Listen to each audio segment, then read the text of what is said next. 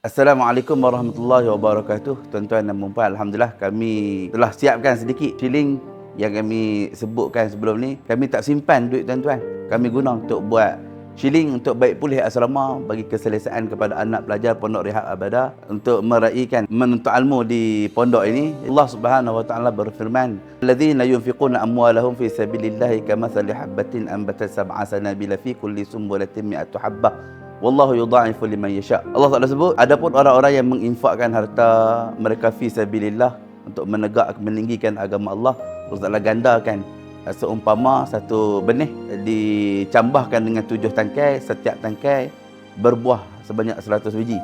Bagi kelebihan kebaikan kepada setiap orang yang menginfakkan harta benda bagi fi sabilillah untuk menegakkan agama Allah. Jadi kami buka ruang di sini untuk baik pulih asrama, sedia ada shilling dan kelengkapan.